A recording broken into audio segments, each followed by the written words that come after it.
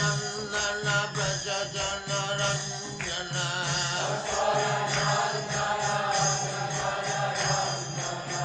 जमुना तीर वनचारी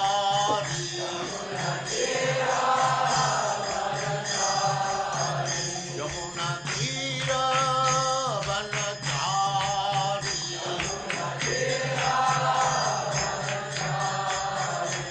जय राधा माधव कुंज बिहारी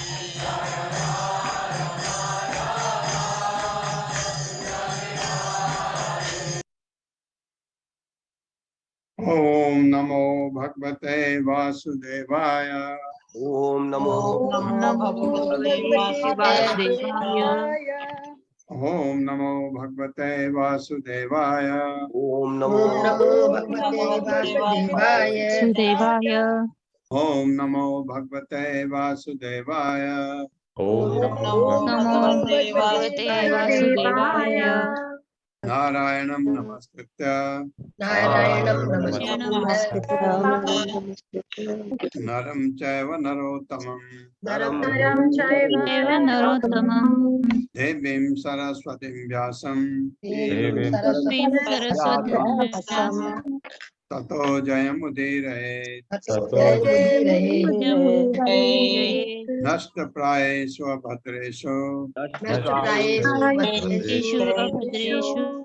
नित्यं भागवत सेवया भगवते उत्तमा श्लोके भक्तिर्भवति नैष्ठिकी। हरे कृष्ण। आप सबका स्वागत है। हरे कृष्णा प्रभु जी दंडवत प्रणाम। हरे कृष्णा प्रभु जी दंडवत प्रणाम। हरे कृष्णा प्रभु जी दंडवत प्रणाम। आज मैं थोड़ा सा लेट हो गया था, सॉरी।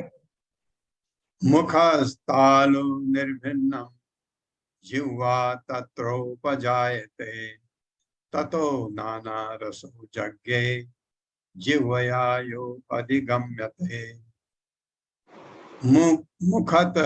मुखतस्तालु निर्भिन्नम जिह्वा तत्रोपजायते ततो नाना रसो जज्ञे जिह्वया यो अधिगम्यते। मेरे साथ पढ़िए। 18वां श्लोक है ना माता जी? 18वां श्लोक है ना आज यही श्लोक था ना? जी प्रभु जी आज यही श्लोक है।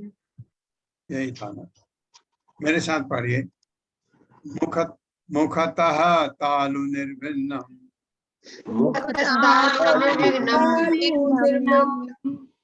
जिह्वा तत्रोपजायते ततो नाना रसो जज्ञे जिह्वया यो अधिगम्यते। शब्दार्थ है मुखतः, मुख से, तालु, तालु पैलेट कहते हैं ना जिसे, निर्भिन्नम उत्पन्न, जिह्वा जीव, तत्र तत्पश्चात, उपजायते प्रकट होती है, ततः तत्पश्चात, नाना रसः अनेक स्वाद, जज्ञे प्रकट हुए, जिह्वया जीव से, यह जो अधिगम्यते आस्वादित होते हैं। अनुवाद है मुख से तालु प्रकट हुआ। भगवान अपने विराट रूप से जब सृष्टि करते हैं तो मुख से तालु प्रकट हुआ। जब पहले श्लोक में था ना कि खाने की इच्छा हुई, प्यास लगी, मुंह प्रकट हुआ, क्योंकि उससे से जाता है अंदर। तो मुख से तालु प्रकट हुआ और फिर जीभ उत्पन्न हुई। तो जीभ से क्या हो गया? आपको स्वाद देने की बात बनी ना। इन सब के बाद विभिन्न स्वादों की उत्पत्ति हुई जिससे जीभ उनका स्वाद ले सके।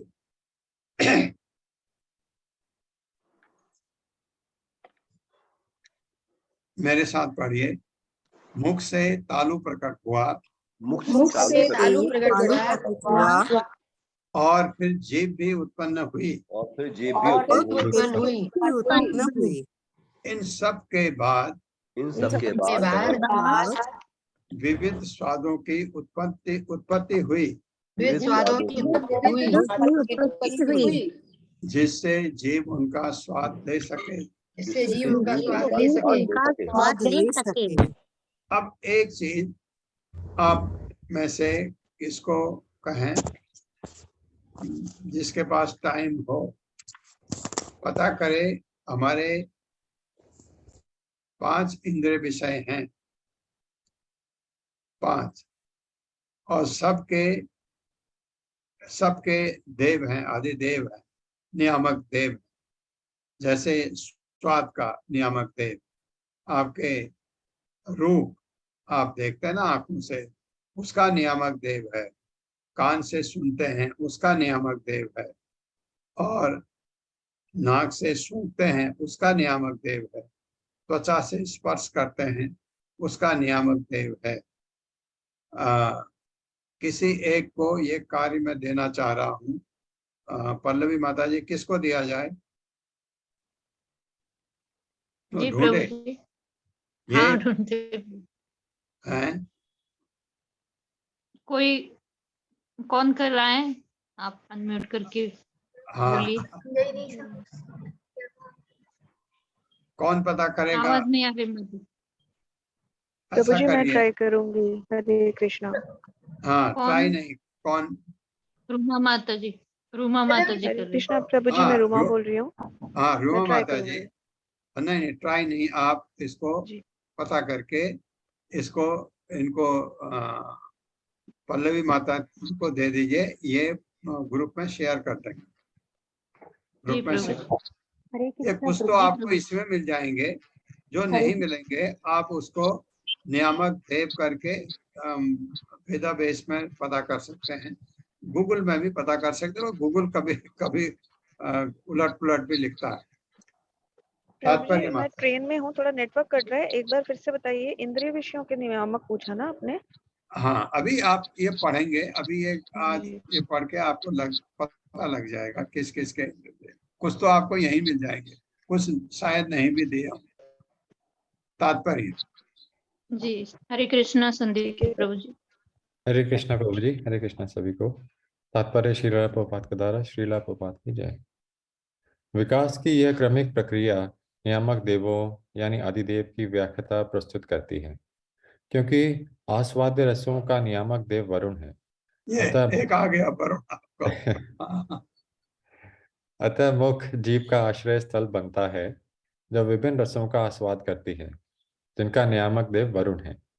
इससे ऐसा लगता है कि जीव के साथ ही वरुण भी उत्पन्न हुआ। जीव तथा तालु निमित्त मात्र होने के कारण अधिभूत या पदार्थ के रूप हैं, जबकि कार्य करने वाला देव आदिदेव है, जो कि जीव है तथा जिस पुरुष पर कार्य किया जाता है वह अध्यात्म है।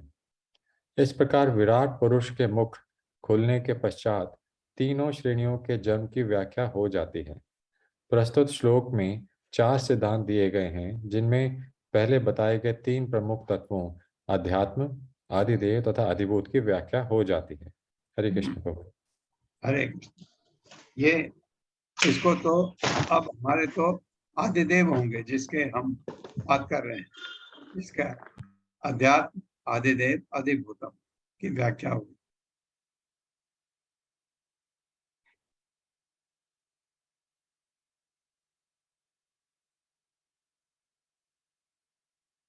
क्या है? विकास की यह क्रमिक प्रक्रिया नियामक देवों आदिदेव की व्याख्या प्रस्तुत करती है, क्योंकि आस्वाद्य रसों का नियामक देव वरुण है।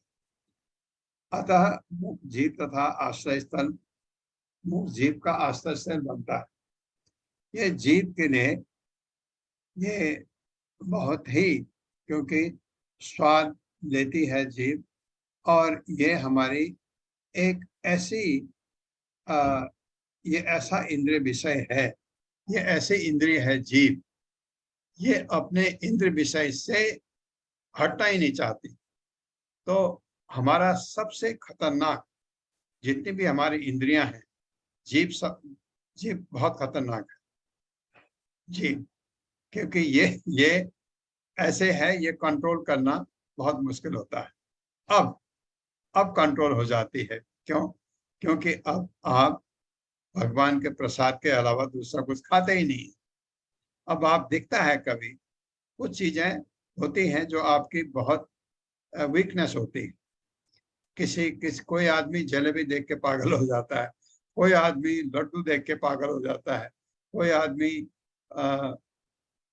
ये अलग अलग मिठाइयाँ होती हैं, आपका रसगुल्ला है, इसको देख के पागल हो जाता है, कोई किसी को देख के उसकी लार टपकने लगती है।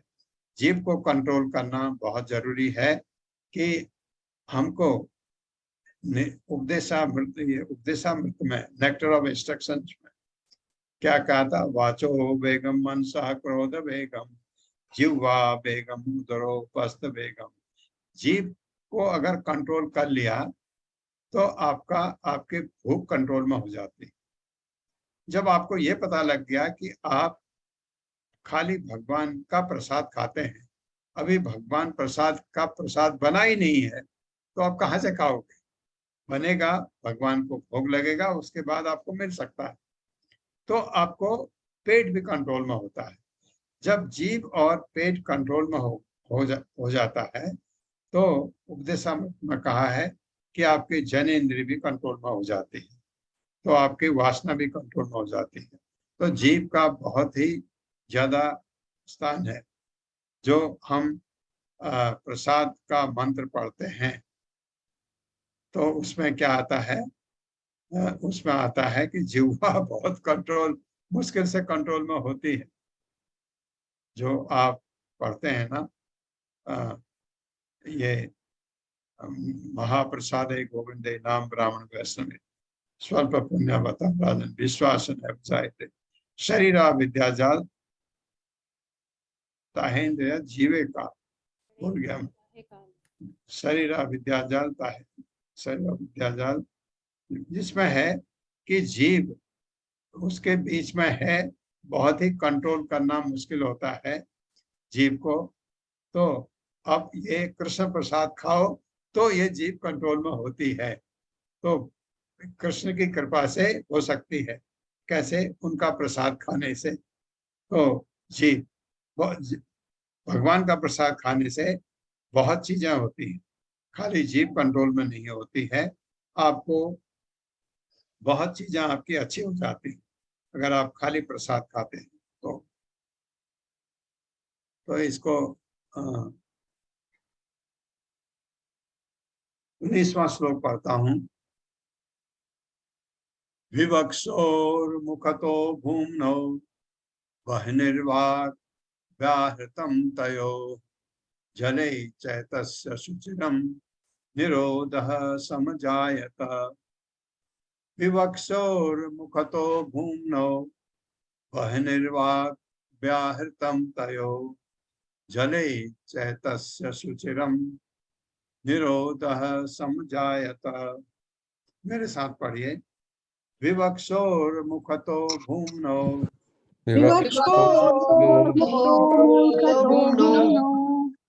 वह्निर्वाक् व्याहृतं तयो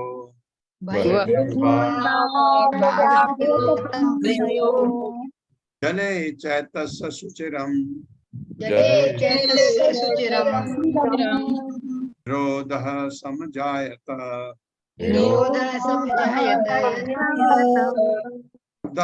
विवक्षो, जब बोलने की आवश्यकता हुई, मुखतः मुख से, भूम्नः परमेश्वर की, वह्नि अग्नि या अग्निदेव, वाक् शब्द, व्याहृतम वाणी, तयो दोनों के द्वारा, जले जल में, च फिर भी, एतस्य इसका, सुचिरम दीर्घ काल तक, निरोध अवरोध, समजायत बना रहा। जब परम पुरुष की बोलने की इच्छा हुई तो उनके मुख से वाणी गूंजी, फिर मुख से अधिष्ठाता देव अग्नि की उत्पन्न हुई। मुख के अधिष्ठाता देव अग्नि है, किंतु जब वे जल में शयन कर रहे थे तो ये सारे कार्य बंद पड़े थे। ये जब जल में शयन करते हैं विष्णु, तो उस समय ये कहा गया जितनी भी ये इंद्रियां हैं ये सब शांत है। पहले भी आया था ना एक श्लोक, आपने पढ़ा हो। तो जब ये शांत, ये शयन करते हैं तो सब ये क्रियाएं शांत हो जाती, ऐसा एक श्लोक था पहले। मेरे साथ पढ़िए। जब परम पुरुष की बोलने की इच्छा हुई तो जब परम पुरुष के बोलने की इच्छा हुई तो उनके मुख से वाणी गूंजी, उनके मुख से वाणी गूंजी, फिर मुख से मुख से अधिष्ठाता देव देव अग्नि की उत्पत्ति हुई। किंतु जब वे जल में शयन कर रहे थे तो ये सारे कार्य बंद पड़े थे। हाँ, एक चीज को आप देखिए, वाणी के लिए जब हम बोलते हैं शब्द आता है उसमें भी जीव का काम होता है। एक्चुअली वाणी में खाली जीव नहीं है, पर ज्यादा काम जीव का ही है। जीव नहीं है तो आप बोल ही नहीं सकते, तो जीव भी है और आपके पूरे मुख का उसमें यूज होता है। आप ये ध्यान रखिएगा, हमारे तो इतने कम है, लेकिन अगर आप कोई अरबिक लैंग्वेज जानते हैं तो उसमें गला बहुत इम्पोर्टेंट है। वो गले से बहुत चीजें बोलते हैं। तो गले का भी यूज है, पैलेट का भी यूज है, सभी चीज का यूज होता है, लेकिन वाणी में जीभ का सबसे ज्यादा यूज होता है। जीभ का यूज स्वाद में तो है ही, वाणी में भी यूज होता है। तात्पर्य माता जी। हरे कृष्णा शुक्र प्रभु जी। हरे कृष्ण प्रभु जी। हरे कृष्ण माता जी। हाँ, पढ़िए माता। तात्पर्य। शील प्रभुपाद जी की जय। शील प्रभुपाद जी द्वारा तात्पर्य। विभिन्न इंद्रियों के क्रमिक विकास की विचित्रता की पुष्टि उनके अधिष्ठाता देवों से हो जाती है। अतः ये समझ लेना चाहिए कि इंद्रियों के कार्य परमेश्वर की इच्छा द्वारा नियंत्रित होते हैं। ये इंद्रियां एक प्रकार से बद्ध जीवों को छूट प्रदान करती हैं, जिन्हें इनका उपयोग परमेश्वर द्वारा नियुक्त अधिष्ठाता देवों के नियंत्रण में करना होता है। जो इन विधानों का उल्लंघन करता है उसे निम्न स्तर के जीवन में गिराकर दंडित किया जाता है। उदाहरणार्थ, जीव तथा इसके अधिष्ठाता देव वरुण पर विचार करें। जीव खाने के लिए है और मनुष्य, पशु तथा पक्षी अपनी अपनी स्वतंत्रता के कारण अलग अलग स्वाद रखते हैं। एक मनुष्य तथा एक शूकर के स्वाद एक से नहीं होते, किंतु जब विशिष्ट जीवात्मा विभिन्न गुणों के अनुसार कोई स्वाद विकसित कर लेता है तो अधिष्ठाता देव उसे विशिष्ट प्रकार का शरीर प्रदान करता है। किंतु यदि विवेकहीन होकर मनुष्य शूकर की भांति स्वाद विकसित करता है तो उसे अगले जन्म में शूकर का शरीर मिलता है। शूकर सभी प्रकार का भोजन स्वीकार करता है, यहाँ तक कि विष्ठा भी खाता है। अतः जो मनुष्य बिना विचारे ऐसा स्वाद विकसित करता है उसके अगले जीवन में निम्न जीवन बिताने के लिए तैयार रहना चाहिए। ऐसा जीवन भी भगवत कृपा ही है, क्योंकि बद्ध जीव ने जिस विशिष्ट प्रकार के भोजन का स्वाद चाहा उसे वैसा ही शरीर मिला। यदि मनुष्य को शूकर का शरीर मिले तो इसे भगवत कृपा ही समझनी चाहिए, क्योंकि भगवान वैसी ही सुविधा प्रदान करते हैं। मृत्यु के पश्चात जो शरीर प्राप्त होता है वो अंधाधुंध नहीं वरन परम नियंता द्वारा प्रदान किया जाता है। अतः मनुष्य को सचेत रहना चाहिए कि अगले जीवन में उसे किस प्रकार का शरीर मिलने वाला है। अविवेकपूर्ण गैर जिम्मेदारी जीवन घातक होता है और सभी शास्त्रों की यही घोषणा है। हरे कृष्ण प्रभु जी। हरे कृष्ण माता जी। बहुत बहुत धन्यवाद। हरे कृष्ण। ये अगर हम मनुष्य का शरीर मिला है, मनुष्य का भोजन क्या है, बहुत अच्छी तरह हमने पढ़ा है भगवद गीता में। आपको याद होगा कि सतोगुणी का भोजन कैसा है, रजोगुणी का भोजन कैसा है, तमोगुणी का भोजन कैसा है। अगर आप अपने सतोगुणी भोजन को पसंद करें तो आपको कभी शुकर बनने की जरूरत नहीं पड़ेगी, क्योंकि अगर आप तमोगुणी भोजन करते हैं, जैसे आप देखते हैं कि उसमें मांसाहार भी होता है और उसमें आपके मांसाहार के लिए कुछ चीजें शायद ऐसी होती हैं जिसमें आपको दांतों का, ये जो आपके मोलर होते हैं मजबूत, दाढ़ कहते हैं जिन्हें, इनकी जरूरत पड़ती है, क्योंकि आपको ग्राइंड करना होता है। तो उसी तरह का अगर आपका स्वाद उत्पन्न होता है तो आपको ऐसा जीवन, ऐसा शरीर मिल सकता है। तो इसलिए क्या है, सात्विक के भोजन खाएंगे तो आपको ऐसा शरीर मिलेगा तो सात्विक खाने के लिए ये उपयुक्त तो होगा। सात्विक में तो सब चीज आपकी सात्विक होती है, तो ये चीज वहां बताई गई। रजोगुणी भोजन जो है जिसमें खूब तीखा, नमक ज्यादा, गरम, ये सब ये चीजें बताई गई थी।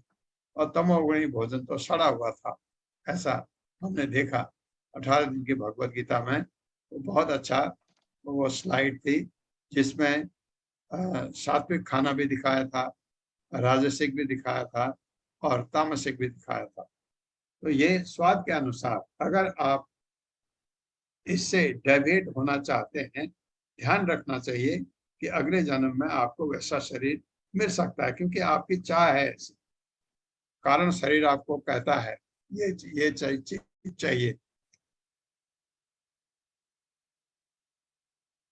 20वां श्लोक है, नासिके निर्भिद्येताम् दोधूयति नभस्वति तत्र वायुर्गन्धवहो घ्राणो नसि जिघ्रक्षतः। नासिके निर्भिद्येताम् दोधूयति नभस्वति तत्र वायुर्गन्धवहो घ्राणो नसि जिघ्रक्षतः। मेरे साथ पढ़िए, नासिके निर्भिद्येताम् नासिके निर्भेदताम् दोधूयति नभस्वति दोधूयति नभस्वति तत्र वायुर्गन्धवहो तत्र वायुर्गन्धवहो घ्राणो नसि जिघ्रक्षतः। घ्राणो नसि जिघ्रक्षतः। शब्दार्थ, नासिके नथुनु में, निर्भिद्येताम् विकसित होकर, दोधूयति तेजी से निकलती हुई, नभस्वति श्वास, तत्र तत्पश्चात, वायु वायु, गंधवः सुगंध, घ्राणः घ्राण शक्ति, नसि नाक में, जिघ्रक्षतः सुगंध सूंघने की इच्छा करते हुए, तत्पश्चात जब परम पुरुष को सुगंध सूंघने की इच्छा हुई तो नथुने तथा श्वास, घ्राणेन्द्रिय तथा सुगंधियों की उत्पत्ति हुई और सुगंध को गहन करने वाली वायु के अधिष्ठाता देव भी प्रकट हुए। वायु के अधिष्ठाता देव मिल जाएंगे इजीली। मेरे साथ पढ़िए, तत्पश्चात अब परम पुरुष को सुगंध सूंघने की इच्छा हुई तो नथुने तथा श्वास,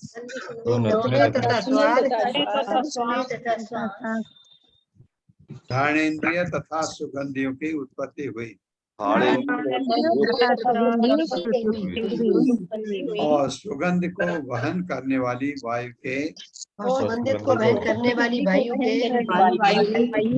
अधिष्ठाता देव भी प्रकट हुए। हाँ, देखिए, खाली नथुने चाहिए आपको सूंघने के लिए, लेकिन नथुने कोई काम नहीं करेंगे अगर श्वास नहीं है। तो श्वास खींचते हैं आप जब कोई चीज सूंघते हैं, जब हम भगवान के जो प्रसाद के फूल हैं, भगवान को चढ़ाए हुए फूल उठाते हैं, उनको प्रसाद के फूल कहते हैं, उनको आप सूंघते हैं। यही कहा जाता है ना, भगवान के चरणों पर चढ़ाए हुए फूलों को सूंघे। नाक, आपको वही चीज नाक उसमें ही काम आनी चाहिए, तो सूंघते हैं आप, तो आपको सांस अंदर को खींचनी होती, तभी आप सूंघ सकते हैं। तो सांस तो खींचेंगे तो वायु भी चाहिए, तो इसलिए सुगंधियों और उसको वहन करने वाली वायु दोनों चाहिए और उसके अधिष्ठाता देव भी चाहिए, प्रकट हुए। तात्पर्य, हरे कृष्णा। सुधा गुप्ता माता जी।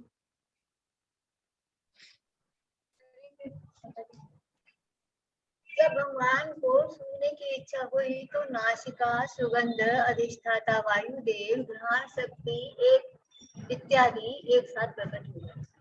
उपनिषदों में आए इस कथन की वैदिक मंत्रों द्वारा पुष्टि होती है कि जीवात्मा द्वारा कोई कार्य करने के पूर्व ईश्वर प्रत्येक वस्तु के लिए इच्छा प्रकट करते हैं। जीवात्मा तभी देख सकता है जब ईश्वर देखता हो। जीवात्मा तभी सूंघ सकता है जब ईश्वर सूंघे इत्यादि। कहने का तात्पर्य यह है कि जीवात्मा कोई भी कार्य स्वतंत्र रूप से नहीं कर सकता, भले ही वह किसी कार्य को स्वतंत्र रूप से करने के विषय में सोचे, किंतु वह स्वतंत्र रूप से कोई कार्य नहीं कर सकता। भगवत कृपा से सोचने की स्वतंत्रता तो है, किंतु कार्य रूप में उसकी परिणति भगवत कृपा से ही होती है। इसीलिए ये आम कहावत है, आपन सोची होत नहीं, प्रभु सोची तत्काल। सारी व्याख्या का विषय है कि जीवात्मा परतंत्र है और परमेश्वर पूर्ण स्वतंत्र है। जो अल्पज्ञानी पुरुष अपने को ईश्वर के समकक्ष बताते हैं, उन्हें पहले अपने आप को स्वतंत्र तथा परम सिद्ध प्रमाणित करना चाहिए, तब उन्हें ईश्वर से अपनी एकात्मकता का दावा प्रमाणित करना चाहिए। हरे कृष्ण। हरे कृष्ण। तो इस तरह से कोई भी चीज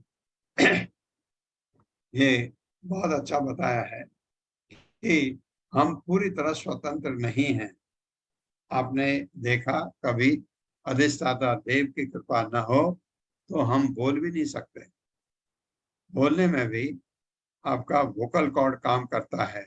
अगर वोकल कॉर्ड को बंद कर दिया जाए तो आपके मुंह से आवाज ही नहीं आती, बाकी सब कुछ काम कर रहा है। तो एक वॉइस बॉक्स होता है ना हमारे गले में, वोकल कॉर्ड कहते हैं, तो उसमें कभी कभी खराबी आ जाती है। उसमें दोनों तरफ से वो काम करता है, और अगर एक ने काम करना बंद किया, दोनों तरफ होते हैं, और तो आप आदमी की आवाज नहीं आती। फिर क्या होता है कि अगर वो खराब हो गया तो बॉडी जो दूसरे साइड का है वो धीरे धीरे वो दूसरे का काम भी अपने में ले लेता है, तब आवाज आती है। या उसको रिपेयर करना थोड़ा मुश्किल होता है, हर एक के बस का नहीं। तो ये इतनी है, स्वतंत्र हम नहीं, क्योंकि जब तक भगवान की कृपा नहीं है तो ये चीजें हम में नहीं आती हैं। ये बता रहे प्रभुपाद। ये आप जब भगवान सुनते हैं तभी आप सुन सकते हैं, जब भगवान देखते हैं तभी आप देख सकते हैं। तो आंखों से आपको देखना है रूप के लिए, तो क्योंकि हमको तो भगवान तो वैसे ही देख सकते हैं, उनको तो सूर्य की जरूरत नहीं, हमको सूर्य की जरूरत होती है। सूर्य का प्रकाश है, या आप कोई प्रकाश आर्टिफिशियली बना दें तब आप देख सकते हैं।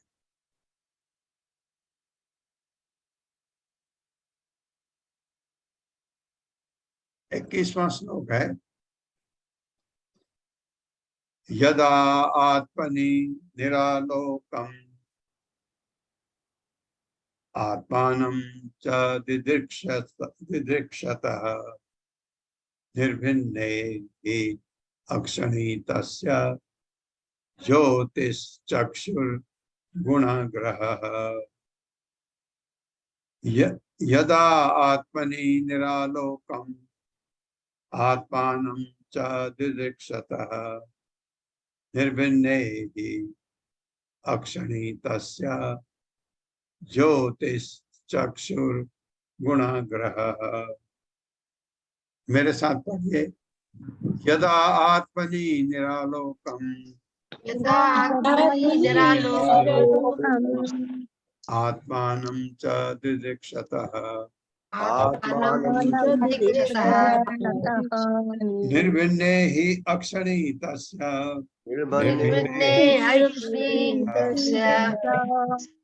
ज्योतिश्चक्षुर्गुणग्रहः।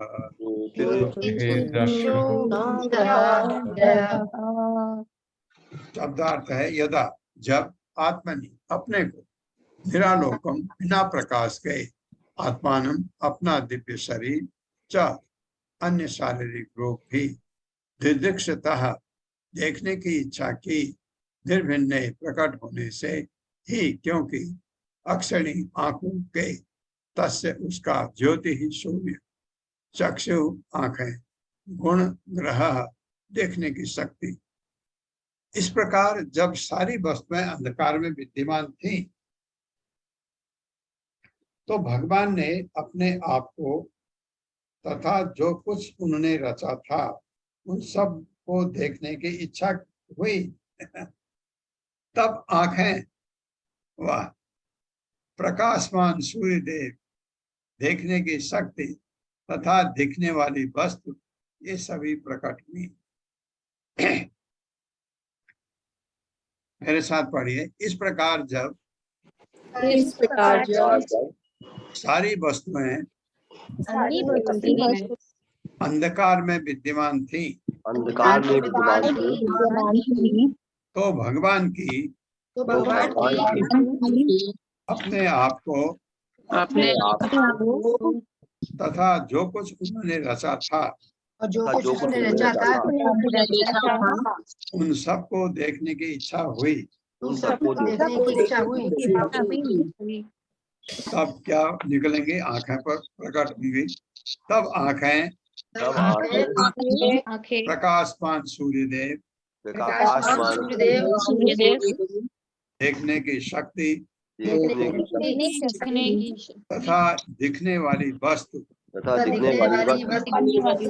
ये सभी प्रकट हुई। तात्पर्य। हरे कृष्णा। सुमन अग्रवाल माता जी। हरे कृष्णा प्रभु जी। हरे कृष्णा सभी को। तात्पर्य। श्रील प्रभुपाद जी की जय। श्रील प्रभुपाद जी के द्वारा ये ब्रह्मांड यथार्थ में घना अंधकार है और इसलिए समग्र सृष्टि तमस या अंधकार कहलाती है।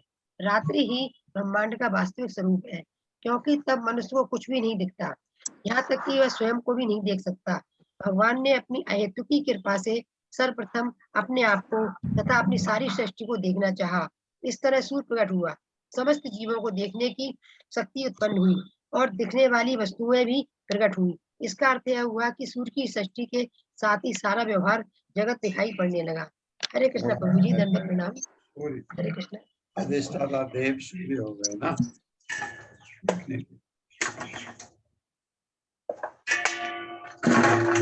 22वां श्लोक है। बोधमानस्य ऋषिभिः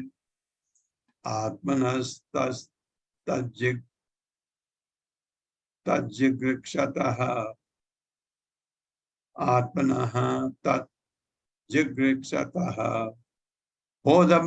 बोधमानस्य ऋषिभिः आत्मनस्तज्जिगृक्षतः कर्णौ च निर्भिदेतां दिशः श्रोत्रं गुणग्रहः। बोधमानस्य आत्मनस्तज्जिगृक्षतः कर्णौ च निर्भिदेतां दिशः श्रोत्रं गुणग्रहः। मेरे साथ पढ़िए। बोधमानस्य ऋषिभिः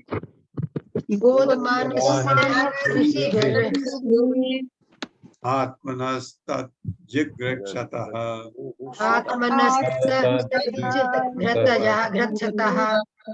कर्णौ च निर्भिदेतां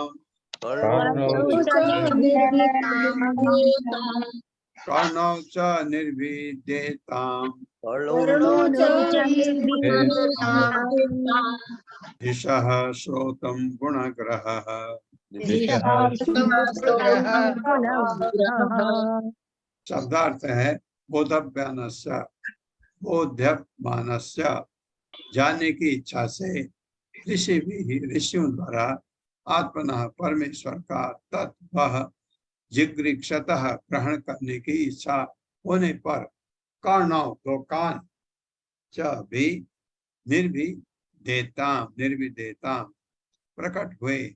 दिशा अथवा वायु देवता, श्रोतम सुनने की शक्ति, गुण ग्रह तथा सुनने की वस्तुएं। अनुवाद है। महान ऋषियों द्वारा जानने की इच्छा विकसित होने से कान, सुनने की शक्ति, सुनने के अधिष्ठाता देव तथा सुनने की वस्तुएं प्रकट हुई। ऋषिगण आत्मा के विषय में सुनना चाह रहे थे। मेरे साथ पढ़िए। महान ऋषियों द्वारा जानने की इच्छा विकसित होने से विकसित होने से कान, सुनने की शक्ति, सुनने की शक्ति, सुनने के अधिष्ठाता देव सुनने के अधिष्ठाता देव तथा सुनने की वस्तुएं प्रकट हुई। तथा सुनने की वस्तुएं प्रकट हुई। ऋषिगण ऋषिगण आत्मा के विषय में सुनना चाह रहे थे। सुनना चाह रहे थे। तात्पर्य माता जी। हरे कृष्णा वंदना सिंह माता जी। हरे कृष्णा माता जी। हरे कृष्णा प्रभु जी। पढ़िए माता। तात्पर्य श्रीशील प्रभु जी के द्वारा श्रीशील प्रभु जी का की जय। तात्पर्य जैसा कि श्रीमद् भगवत गीता में कहा गया है, ज्ञान द्वारा प्रत्येक वस्तु के आश्रय रूप परमेश्वर के विषय में जानने का प्रयत्न करना चाहिए। ज्ञान का अर्थ केवल उन प्राकृतिक नियमों या भौतिक नियमों का ज्ञान नहीं है जो श्री भगवान के निर्देश से कार्य कर रहे हैं। विज्ञानी भौतिक प्रकृति में कार्यशील भौतिक नियमों के विषय में जानने के लिए उत्सुक रहते हैं। वे अपने से दूर अन्य ग्रहों में घटित होने वाली घटनाओं के विषय में रेडियो तथा टेलीविजन द्वारा सुनने के लिए उत्सुक रहते हैं, किंतु उन्हें यह समझना चाहिए कि श्री भगवान ने सुनने की शक्ति तथा सुनने के उपकरण उन्हें आत्मा के विषय में या श्री भगवान के विषय में सुनने के लिए ही प्रदान किए गए थे। दुर्भाग्यवश सुनने की शक्ति का अनुचित प्रयोग सांसारिक विषयों संबंधी शब्दों के सुनने में किया जाता है। महान ऋषिगण वैदिक ज्ञान द्वारा केवल ईश्वर के विषय में सुनने की इच्छा रखते हैं। श्रवण द्वारा ज्ञान ग्रहण करने की शुरुआत यही है। हरे कृष्ण प्रभु जी। यहाँ पहले भी बोला है, ये अनुवाद में देखिए, भावार्थ में ऋषिगण आत्मा के विषय में सुनना चाह रहे थे, तो ये चीजें प्रकट हुई। वो ये चीज सुनना चाह रहे थे। प्रभुपाद कह रहे हैं सुनने की इतनी खराब आदत पड़ गई हमारी, इतने अंट संट चीज सुनते हैं। सुनना किससे था? भगवान के विषय में, भगवान के विषय में, भगवान की लीलाओं के, भगवान के गुण गान, ये सुनने के लिए कान प्रकट इसलिए हुए थे। ये जो कौवे की भाषाएं हैं, इनको सुनने के लिए नहीं। अब हमारे कान तो वही होता है, आप जो ये लिख रहे हैं प्रभुपाद, ज्यादातर आपको यही सुनने को मिलता है। सबसे खराब कान हमारे होते हैं टेलीविजन से, बहुत ही खराब। आप देखिए, लगाइए, कोई चीज मतलब की नहीं है, लेकिन आपके कान खराब होते रहते, निकलते रहते हैं। अब तो आपका, पहले टेलीविजन से होते थे, अब तो आपका मोबाइल भी वही काम करता है। मोबाइल में भी किसी के भाषण है, कोई किसी के अगेंस्ट बोल रहा है, कोई कुछ भी बोल रहा है, और कोई गाना गा रहा है, वो सब सुनने को मिलता है। अगर आप सुनने लगे, मुझे सबसे ज्यादा दिक्कत होती है कि अपने मोबाइल से ये वीडियो डिलीट करने में। जितने लोग जानते हैं, हर आदमी अपने तरफ से वीडियो डाल देता है, किसने मांगा नहीं। कितनी मुश्किल होती है कि जितने लोगों को मैं खोलता हूं जो मेरे जान पहचान के हैं, और कोई तो 5-5, 6-6 वीडियो डाल देते हैं। अगर उनको आप ब्लॉक कर दो तो बुरा लगता है उनको कि ब्लॉक क्यों कर दिया हमको। तो कुछों को मैंने विनती किया है कि आप मुझे वीडियो मत भेजिए, क्योंकि मैं वीडियो नहीं देखना चाहता, नहीं देखना है। कुछ वीडियो हैं जो देखते हैं, मैं एक आध लोग हैं जो बहुत अच्छे वीडियो भेजते हैं, मतलब है जिनका कुछ, उनको कभी कभी अगर उनका मैसेज है तो वीडियो, तब नहीं तो मैं वीडियो खोलता नहीं। इतना अंट संट इतनी चीजें सुनने को अगर आप सुनने लगे तो आप पागल हो जाएंगे दिन भर। इतना लोग वीडियो भेज देते हैं, इतना, और कोई उसमें मतलब का कुछ नहीं, सब बेकार फालतू चीजें। तो ये मैं ये नहीं कह रहा वीडियो गलत है, वीडियो तो आपका प्रमाण होता है। अगर कोई चीज को आप देख रहे हैं वीडियो बना करके तो आपको दिखता भी है कैसे हुआ था, लेकिन मैं बाय नेचर की बात कर रहा हूं। मैं, आपने मुझे कहा नहीं कि प्रभु आप हमको मैसेज भेजना और वीडियो भी भेजना साथ में, आपने कहा नहीं।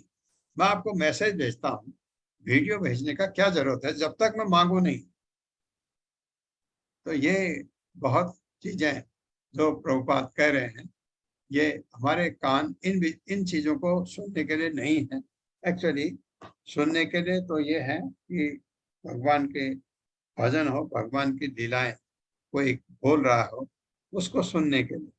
अब आप कहेंगे वो भी तो वीडियो था, हाँ, उनको सुनने के लिए तो है कान हमारे, क्योंकि हमको हमारा लक्ष्य है भगवत धाम जाना।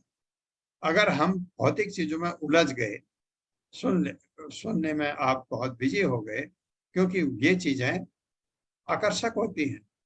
क्यों आकर्षक होती हैं? माया, माया आपको घसीटती है इस तरफ, अपने जाल फेंकते रहती है, ये इधर आओ, ऐसे नहीं, बस में आ रहा, ये करो, इसको ये करो, ऐसे करके। तो इन घटनाओं के विषय में रेडियो तो अब कोई देखता भी नहीं, सुनता भी नहीं, और टेलीविजन द्वारा सुनने के उत्सुक रहते हैं। टेलीविजन कहाँ, ये तो प्रभुपाद के टाइम था, अब तो प्रभुपाद के टाइम पर मोबाइल नहीं था, अब तो मोबाइल आ गए।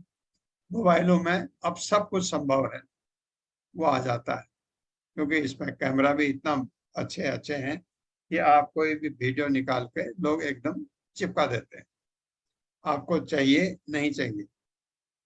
और एक दो लोग तो ऐसे हैं, उनको एक दिन में वो कम से कम 10 वीडियो भेजते हैं। ये तो ऐसे ये चीजें, दुर्भाग्यवश सुनने की शक्ति का गलत प्रयोग सांसारिक विषयों संबंधी शब्दों को सुनने में किया जाता है। महान ऋषिगण वैदिक ज्ञान के द्वारा केवल ईश्वर के विषय में सुनने की इच्छा रखते थे, और अगर हमको भक्ति में आगे बढ़ना है तो हमको भी यही करना है। हमको भी इन चीजों को, जो आपके पास इतने वीडियो आते हैं, तो यही देखिए कि कहाँ मतलब का है, मतलब का नहीं है, एकदम डिलीट कर दीजिए। 23वां श्लोक। वस्तुनो मृदु काठिन्य लघु लघु गुर्वो स्नतताम जिगृक्षतः त्वं निर्भिन्ना तस्यां रोमहीरुहा तत्र चान्त बहिर्वातः त्वचा लब्ध गुणो वृतः वस्तुनो मृदु काठिन्य लघु गुरुवोष्णशीतताम् जिगृक्षतः, हम कह सकते हैं क्योंकि 100 लगा है आधा। जिगृक्षतः त्वं निर्भिन्ना तस्यां रोमहीरुहा तत्र च अन्त बहिर्वात् तत्र च अन्त बहिर्वात् त्वचा लब्ध गुणो वृतः। मेरे साथ पढ़िए। वस्तुनो मधु काठिन्य वस्तुनो मृदु काठिन्य लघु गुणोष्णशीतताम्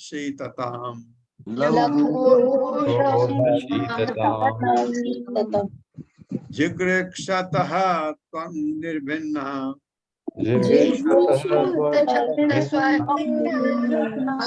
निर्विघ्ना तस्यां रोमहीरुहा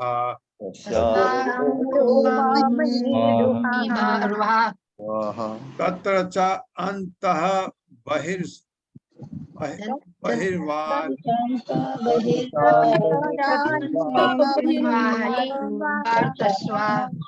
तत्र च अंतर्बहिर्वात् तत्शास्त्र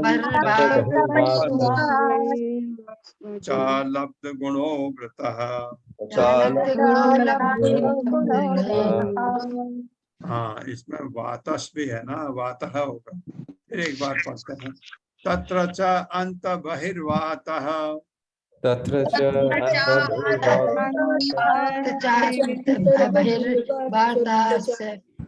त्वचा लब्ध गुणो वृतः। शब्दार्थ है वस्तुना समस्त पदार्थ की मृदु कोमलता, काठिन्य कठोरता, लघु हल्कापन, गुरु भारीपन, उष्ण उष्णता, शीतताम शीतलता, जिगृक्षतः देखने की इच्छा से, त्वक स्पर्श, निर्भिन्ना वितरित, तस्याम त्वचा में, रोम रोए, महीरुहा तथा वृक्ष, अधिष्ठाता देव। किसका? हमारे रोम का। तत्र वहां, च भी, अंतः भीतर, वही बाहर, बातः त्वचा, स्पर्श इंद्रिया चमड़ी, लब्ध देखकर, गुण स्पर्शेंद्रिय का विषय, वृत्तः उत्पन्न।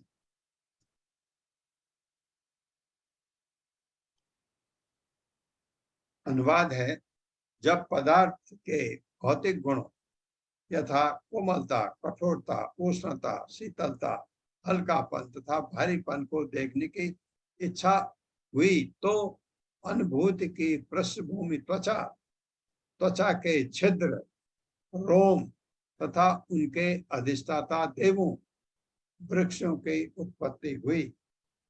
त्वचा के भीतर तथा बाहर वायु की खोल है, जिसके माध्यम से स्पर्श का अनुभव होने लगा। मेरे साथ पढ़िए। जब पदार्थ के भौतिक गुणों यथा कोमलता, कठोरता, उष्णता मतलब गर्मी, शीतलता, हल्कापन तथा भारीपन को देखने की इच्छा हुई तो अनुभूति की पृष्ठभूमि त्वचा, त्वचा के छिद्र, रोम तथा उनके अधिष्ठाता देवों, यानी वृक्षों की उत्पत्ति हुई। त्वचा के भीतर तथा बाहर वायु की खोल है, के माध्यम से स्पर्श का अनुभव होने लगा। तात्पर्य। हरे कृष्णा। वंदना तलरेजा माता जी। हरे कृष्णा माता जी। हरे कृष्णा प्रभु जी। श्री प्रभुपाद की जय। श्री प्रभुपाद द्वारा पदार्थ की कोमलता जैसे भौतिक गुण इंद्रिय अनुभूति के विषय हैं, अतः भौतिक ज्ञान स्पर्श का विषय है। पदार्थ का ताप हाथ से स्पर्श करके जाना जा सकता है। किसी वस्तु का भार उसको हाथ में उठाकर ज्ञात किया जा सकता है, जिससे उसके भारीपन या हल्केपन का अनुमान लग सकता है।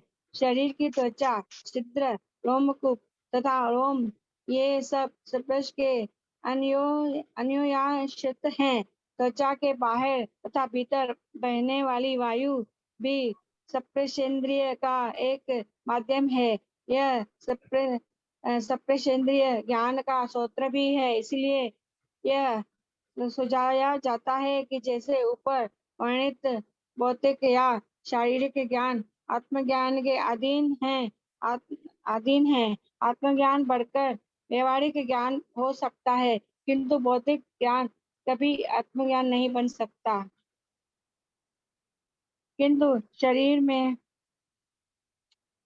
शरीर के रोमों तथा पृथ्वी के शरीर पर उगी वनस्पतियों में निकट का संबंध है, जैसे कि तृतीय स्कंद में कहा गया है। वनस्पतियां त्वचा के लिए पोषक हैं, भोजन के रूप में तथा औषधि के रूप में भी। त्वचमस्य विनिर्विन्नाम विशेषुद्धि यम औषधि। औषधि। हरे कृष्ण प्रभु जी। हरे कृष्णा। तो शरीर के रोमों तथा पृथ्वी के शरीर पर उगी वनस्पति में निकट संबंध है। पृथ्वी पर पेड़ उगते हैं, हमारे शरीर में रोए उगते हैं। तो रोह का अधिष्ठाता देव को वृक्ष कहा जाता है, ऐसा बताया। तो ये कैसे कैसे चीजें प्रकट होती गई ये बताया है, क्योंकि जो परीक्षित महाराज के प्रश्न थे सुखदेव गोस्वामी से, उनको ये इसमें पूरा ज्ञान आ गया, ताकि सुखदेव गोस्वामी को सारे उत्तर देने की जरूरत नहीं। कुछ सारी चीजें कैसे प्रकट हुई, कैसे सृष्टि हुई, सृष्टि में चीजें कैसे निकली, ये चीजें बताई गई। ओम अज्ञान तिम्रांधक्ष ज्ञानांजन शलाकया चक्षुरुन्मिलितमेन तस्मै श्री गुरुवे नमः।